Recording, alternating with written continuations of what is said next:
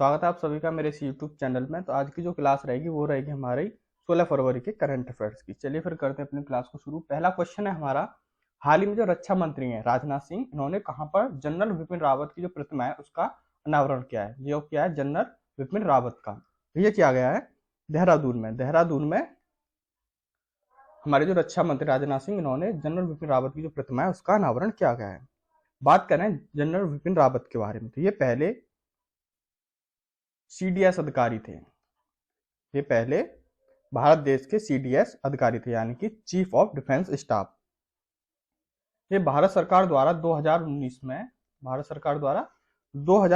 में पहली बार सीडीएस जो पद था, पहले ये सीडीएस पद नहीं था, 2019 में सीडीएस पद की घोषणा की गई थी। उस पद के लिए इन्हें चयनित किया गया था विपिन रावत को, ठीक है ना। इनकी 8 दिसंबर 2021 को इनकी मृत्यु हो गई थी एक हेलीकॉप्टर की दुर्घटना में, ठीक है ना। चलिए अब चलते हैं नेक्स्ट क्वेश्चन पे। वीडियो अच्छी लगा करे लाइक शेयर एंड सब्सक्राइब जरूर कर लिया करो। चलिए अब चलते हैं नेक्स्ट क्वेश्चन पे। नेक्स्ट क्वेश्चन की बात करें तो हाल ही में जो शिक्षा मंत्रालय है उसने दूर दराज के गांव में कौन सी पहल शुरू की गई। जो दूर दराज के गांव होते हैं उनके लिए एक पहल शुरू की गई, शिक्षा मंत्रालय की ओर से की गई है। शिक्षा मंत्रालय की तो वो कौन सी पहल है, तो वो है अपार, APAAR। अपार जो पहल है ये शिक्षा मंत्रालय द्वारा दो दूर दराज के गांव में उनके लिए पहल शुरू की गई है। बात करें इस अपार पहल के बारे में, अपार की फुल फॉर्म होती है one nation one student ID card, ठीक है ना। अब बात करें अपार के बारे में, तो अपार जो है वो automated permanent academic account registry का संक्षिप्त एक रूप माना जाता है, जो भारत में कम उम्र के सभी जो छात्र हैं उनके लिए डिजाइन की गई एक विशेष पहचान प्रणाली है ये अपार। यानी कि इस तरह का एक आई कार्ड बनाया जाएगा जो स्टूडेंट होंगे उनके लिए इस योजना के तहत। इसे राष्ट्रीय शिक्षा नीति यानी नेशनल एजुकेशन पॉलिसी NEP 2020, राष्ट्रीय क्रेडिट और योग्यता फ्रेमवर्क NCRF के अनुसार इसे पेश किया गया है। अगर पूछ लिया किसके द्वारा पेश किया गया है तो NEP यानी कि नेशनल एजुकेशन पॉलिसी 2020 और राष्ट्रीय क्रेडिट और योग्यता फ्रेमवर्क यानी कि NCRF के अनुसार इसे पेश किया गया है, इस योजना को, अपार योजना को।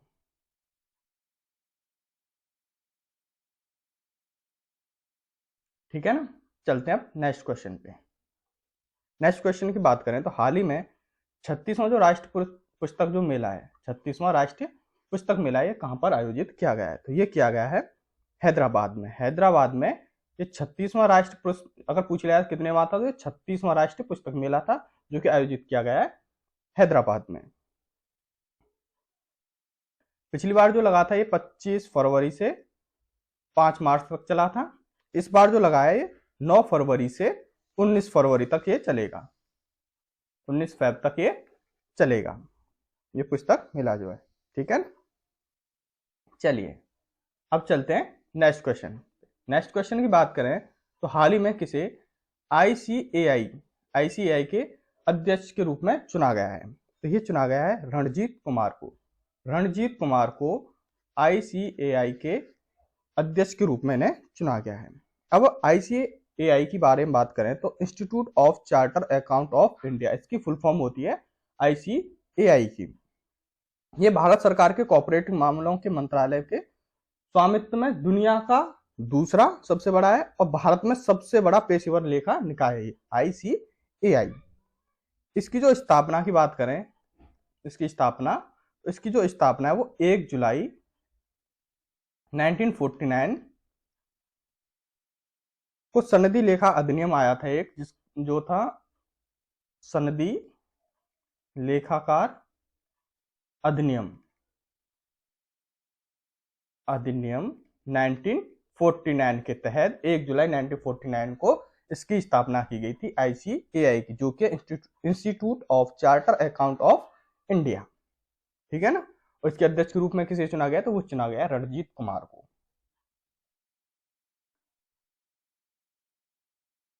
अब और किस करंट से रिलेटेड और किस में नए अध्यक्ष के रूप में चुना गया है, तो दक्षिण रेलवे में पहली ट्रांस वुमेन ये दक्षिण रेलवे की बात कर रहे हैं हम।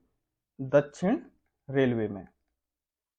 रेलवे में trans women TT Sindhu Ganapati नियुक्त की गई हैं, जो कि एक टीटी है सिंधु गणपति, जो कि दक्षिण रेलवे में के पहली ट्रांस वुमेन है, ठीक है ना। और दूसरे पॉइंट की बात करें तो फिट इंडिया मूवमेंट में ब्रांच एम्बेसडर के रूप में नरेंद्र कुमार यादव को चुना गया है। फिट इंडिया मूवमेंट में, ठीक है ना, ब्रांड एम्बेसडर पूछ लिया जाता है फिट इंडिया मूवमेंट के, तो नरेंद्र कुमार यादव हैं, ठीक है ना, नरेंद्र कुमार यादव। चलिए अब चलते हैं नेक्स्ट क्वेश्चन पे। नेक्स्ट क्वेश्चन की बात करें तो हाल ही में किस राज्य ने गुप्तेश्वर वन और जैव विविधता विरासत स्थल की घोषित किया गया है। गुप्तेश्वर वन और जैव विविधता विरासत स्थल के रूप में घोषित किया गया है, तो ये किया गया उड़ीसा को। उड़ीसा राज्य को गुप्तेश्वर वन और जैव विविधता विरासत स्थल के रूप में घोषित किया गया है। अब उड़ीसा से संबंधित कुछ करंट अफेयर, जैसे भुवनेश्वर में ISBI यानी उड़ीसा के भुवनेश्वर में यानी कि बारामुंडा में ISBI का नाम जो है वो BR अम्बेडकर के नाम पर रखा जाएगा। डॉक्टर भीमराव अम्बेडकर के नाम पर इनका जो नाम है वो रखा जाएगा ISBI का, ठीक है ना। उड़ीसा की अगर बात करें तो उड़ीसा में रेड आंट जो चटनी है, रेड आंट चटनी, इसे GI टैग दिया गया है, जो कि एक उड़ीसा की एक चटनी है जिसे GI टैग दिया गया है। उड़ीसा में मनीषा पाणी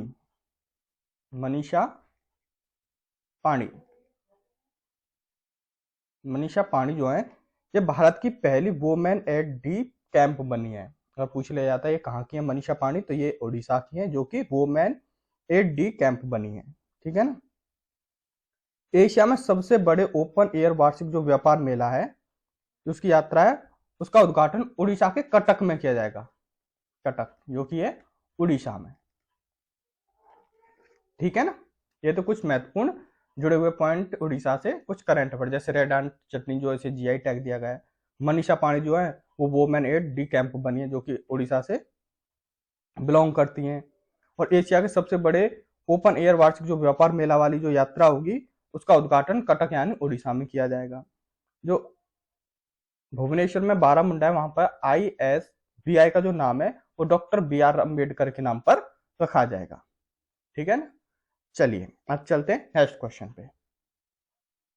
नेक्स्ट क्वेश्चन की बात करें तो हाल ही में किस राज्य की विधानसभा में सिगरेट और अन्य तंबाकू उत्पाद जो संशोधन होते हैं उसके लिए विधेयक पारित किया गया है। तो ये कहाँ की विधानसभा में पारित किया गया है, तो ये किया गया है तेलंगाना राज्य की विधानसभा में सिगरेट और तंबाकू उत्पादन जो संशोधक विधेयक 2024 है वो पारित किया गया है। अब तेलंगाना से जुड़े हुए कुछ महत्वपूर्ण करंट अफेयर्स, जैसे तेलंगाना इंटरनेट की बुनियादी अधिकार बनाने के लिए AI हब स्थापित करेगा। AI यानी कि आर्टिफिशियल इंटेलिजेंस हब जो होता है उसे स्थापित करेगा, ठीक है ना। तेलंगाना के मुख्यमंत्री ने विदेश में जो छात्र हैं भारत के, उनके लिए हेल्प डेस्क जो लॉन्च किया गया है, हेल्प डेस्क जारी किया गया है, ये तेलंगाना राज्य के मुख्यमंत्री के द्वारा शुरू किया गया। जो वहां के विदेश में जो छात्र पढ़ते हैं उनके लिए एक हेल्प डेस्क लॉन्च किया गया है वहां की सरकार की ओर से, ठीक है ना, तेलंगाना की। तेलंगाना सरकार ने एक प्रजा पालन कार्यक्रम भी शुरू किया है, प्रजा पालन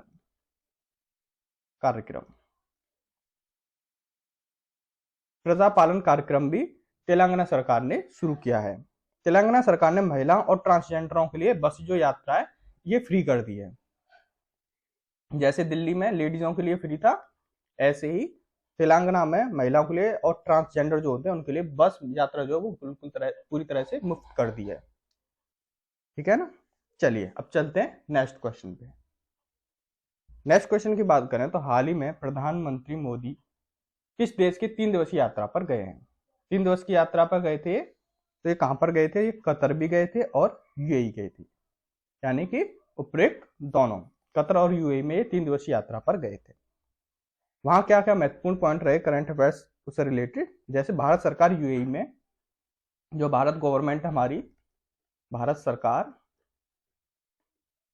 ये यूएई में भारत जो पार्क है उसे बनाने की योजना बना रही है। भारत और यूएई के बीच में डेजर्ट साइक्लोन 2024, जिसका नाम है डेजर्ट साइक्लोन 2024, जो सैन्य अभ्यास है वो राजस्थान के थार में आयोजित किया जाएगा। अगर क्वेश्चन पूछ लिया जाता है भारत और यूएई के बीच में कौन सा सैन्य अभ्यास हुआ था, वो डेजर्ट साइक्लोन हुआ था। कहां पर आयोजित किया गया, तो राजस्थान के थार में आयोजित किया गया था।